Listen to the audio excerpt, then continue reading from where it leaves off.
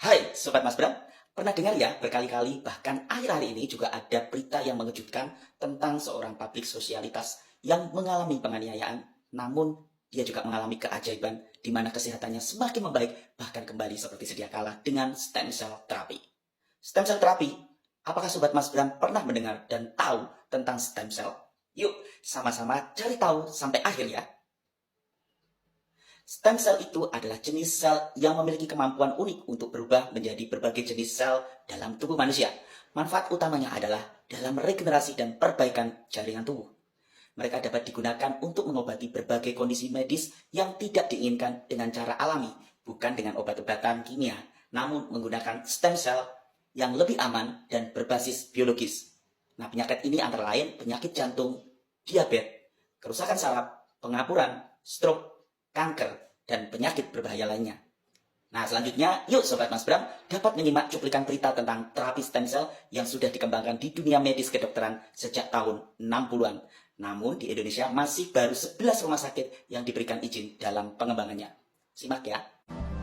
Terapi stem cell atau sel punca menjadi salah satu terobosan terkini dalam dunia kedokteran modern.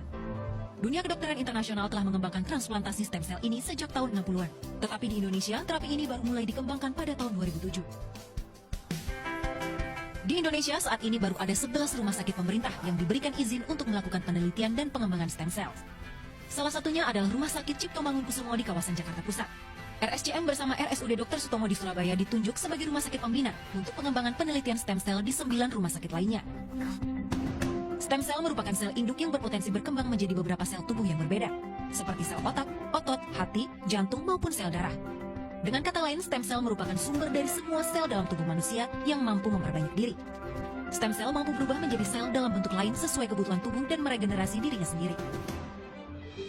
Berbeda dengan obat-obatan yang berbasis bahan kimia, pengobatan menggunakan stem cell cenderung lebih aman karena berbasis biologis dan yang diberikan adalah sel hidup yang secara alamiah berada dalam tubuh kita. Stem cell terbagi menjadi dua, yaitu embryonic stem cell atau sel punca yang berasal dari embrio dan adult stem cell atau sel punca dewasa. Untuk adult stem cell berasal dari sumsum tulang, darah tepi, darah tali pusar, dan lapisan lemak tubuh. Selain mampu menyembuhkan patah tulang seperti yang dialami Dian, stem cell memiliki keunggulan untuk menyembuhkan penyakit berbahaya lain. Kita memang mengarahkan ke sana untuk penyakit yang dengan pengobatan konvensional itu belum memuaskan. Seperti juga penyakit spinal cord injury karena lumpuh kan, atau diabetes kan, atau osteoartritis, pengapuran, yang mana pengobatannya selama ini itu kalau sudah rusak ya dia diganti sendinya. Karena bersumber dari jaringan biologis, stem cell memiliki kemampuan beradaptasi yang baik. Setelah stem cell disuntikan ke tubuh pasien, ia akan cepat menyesuaikan diri dengan membentuk koloni dan berkembang biak untuk menggantikan sel yang rusak. Nah Sobat Mas Bram, ini adalah perbedaan stem cell terapi kami dengan terapi stem cell injek. Dan ini adalah alasan kenapa kita harus konsumsi SOP Superasi. Yang pasti, produk-produk dari AFC adalah produk yang memiliki paten fungsi dan diakui oleh beberapa negara di dunia.